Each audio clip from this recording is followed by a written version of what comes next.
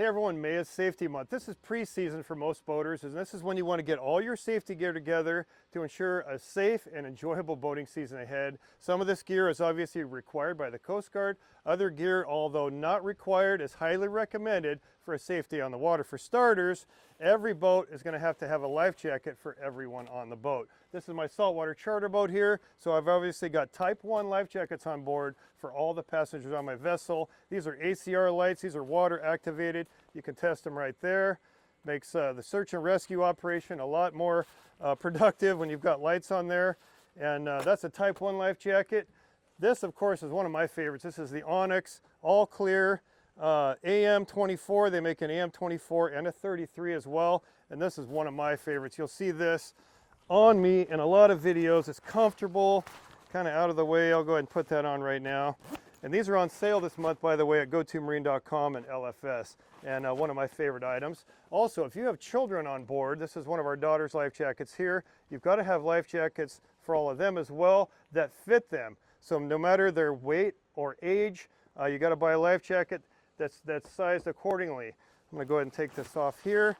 Next up, and these requirements are going to change also by the length of your vessel, where you operate your vessel, and the propulsion of the vessel as well too. So you will probably have to have signaling devices. This is a flare kit. This was purchased brand new last year in 2025. You can see I wrote that right there. And if you look right here, expires May of 2028. So you want to check your flares every year, make sure they're current. Now with your old flares, save them and write training only on there. Take a Sharpie, write that on there. That stays on board the vessel. You will need a signaling device as well. This is an auxiliary signaling device here. This is obviously a handheld horn right here. My boat has a horn built into the vessel as well, but you will be required to have some sort of signaling device on board. I've got this as a backup.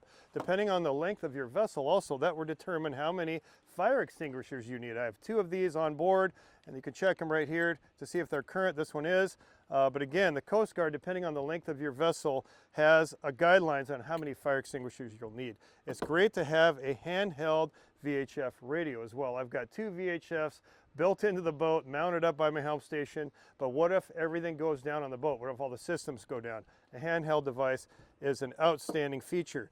Here's another one, and this has come on the last couple of years. This is an ACR personal locator beacon. This also has AIS built in. This is just an additional safety item when you're traveling offshore. We're in remote areas of Alaska quite often. I like to have this on board. I can activate this and send up a signal, let people know where we are. Bilge pumps are very important as well. I've got large bilge pumps on board my vessel. I check them every year, make sure the screens are all clear. I check the float switches as well. A couple different styles of float switches here. And make sure everything is operational before you head out on the water. First aid kits. Here's an Orion first aid kit. It's got everything you need in here. I actually have 2 of these on board.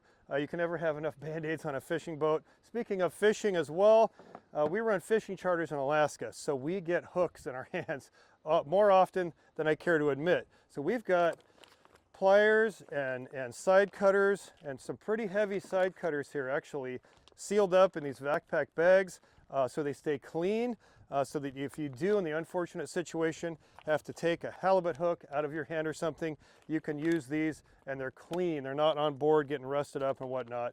They stay down in my compartment with all my safety gear. Also, a throwable device here. This is a life ring. This will be required on most of your larger vessels, and this has a throw line on it as well. So you hang on to this, or you have somebody hang on to that right there and throw this to a person in the water. That way you can pull them back in with this line. If you just throw that out there, you have no way of getting them back to the boat. So there's some items that are not only required by the Coast Guard, but are also additional safety items that are nice to have on the boat to make sure that your boating season is safe and enjoyable. And again, all of this gear can be found at GoToMarine.com and in store at LFS. Thanks for stopping by this week. We'll catch you next time.